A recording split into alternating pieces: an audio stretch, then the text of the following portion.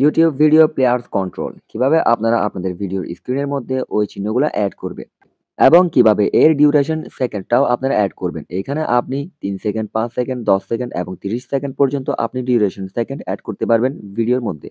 এই duration second set করা কিন্তু অনেকটা গুরুত্বপূর্ণ। কেননা আমরা যখন YouTube এ ভিডিও দেখি তখন আমাদের অপ্রয়োজনীয় কোনো ভিডিও যদি স্কিপ করতে চাই তাহলে আমরা কি করি? এখান থেকে আমরা টেনে এদিক নিয়ে আসি এবং আগে যেতে চাইলে আবারও টেনে আমরা ব্যাক চলে আসি, যার ফলে আমাদের দেখা ভিডিওগুলা পারফেক্ট ভাবে স্কিপ হয় না, যার ফলে মূল বেসিক ভিডিওগুলাও অনেক সময় স্কিপ হয়ে যায় এবং এক্ষেত্রে অনেক প্রবলেম ফেস করতে হয়।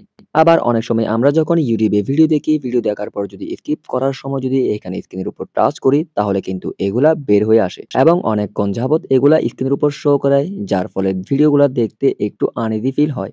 আবার এই প্লে কন্ট্রোলার দিয়েও আপনি চাইলে ১ মিনিট, ৩০ সেকেন্ড, ৫ সেকেন্ড করে স্কিপের অপশন সেট করে নিতে পারবে। তো ৩ টা স্টেপই আমি আজকে আপনাদেরকে দেখাচ্ছি। ভিডিওটি স্কিপ না করে সম্পূর্ণ দেখতে থাকুন। আর প্রতিনিয়ত সোশ্যাল মিডিয়ার এই ধরনের নতুন আপডেট, নতুন টিপস এবং সেটিং এবং সোশ্যাল মিডিয়ার বিভিন্ন সমস্যার সমাধান পেতে আমার এই চ্যানেলটি সাবস্ক্রাইব করে পাশে থাকা বেল আইকন অল করে দিবেন। তো চলুন মূল ভিডিওতে।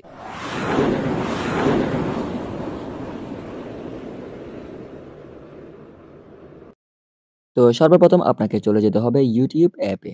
YouTube অ্যাপে যাওয়ার পর এখান থেকে নিচে আপনার যে প্রোফাইল আইকন আছে, এই প্রোফাইল আইকনের উপর আপনাকে একবার টাচ করতে হবে।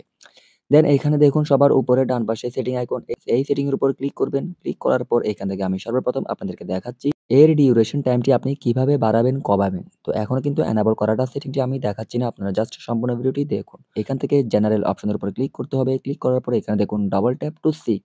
এখান থেকে এই অপশনের উপর ক্লিক করবেন। তো ক্লিক করার পর এখানে দেখুন অনেকগুলো অপশন। প্রতি স্কিপে আপনার কত সেকেন্ড করে টানবে। ৫ সেকেন্ড, ১০ সেকেন্ড, ১৫, ২০, ৩০, ৬০।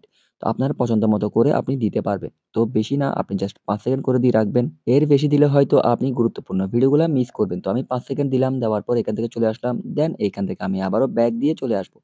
ব্যাক দিয়ে আসার পর এখান থেকে একদম নিচে চলে যাব। নিচে যাওয়ার পর এখান থেকে accessibility অপশনের উপর ক্লিক করব।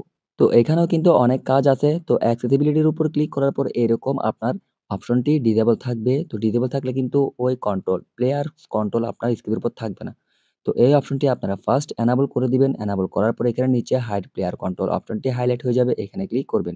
তো এটার কাজ কি?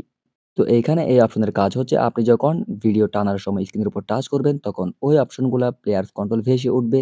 তো ভেসে উঠার পর আপনি যখন স্কিপ করবেন, ভিডিও টানবেন, ক্লিক করার পর এই চিহ্নগুলো আপনার স্ক্রিনের উপর ঠিক কতক্ষণ থাকবে। ৩ সেকেন্ড, ৫ সেকেন্ড, ১০ সেকেন্ড, ৩০ সেকেন্ড পর্যন্ত আপনি চাইলে দিয়ে রাখতে পারেন। তো ৩০ সেকেন্ড দিলে কিন্তু আপনি টানার পর কিন্তু অনেকক্ষণ ধরে ওই চিহ্নগুলা থাকবে। তো আপনি জাস্ট ৩ সেকেন্ড করে দিবেন। যেহেতু আমি এখানে ৩ সেকেন্ড করে দিয়েছি সেহেতু আমার ৩ সেকেন্ড পর অটোমেটিক্যালি ওই চিহ্নগুলা চলে যাবে। তো এখান থেকে আপনারাও ৩ সেকেন্ড এই অপশনে ক্লিক করে এখান থেকে বের হয়ে চলে আসবেন। দেন আপনার কাজ শেষ। তো এই ভিডিও দেখার ফলে আপনাদের হয়েছে কিনা অবশ্যই কমেন্ট করে জানাবেন। আর এই ভিডিওর ফলে যদি আপনার কোনো উপকার হয়ে থাকে তাহলে প্লিজ ভিডিওতে একটি লাইক দিয়ে উৎসাহ দিবেন। ধন্যবাদ সবাইকে।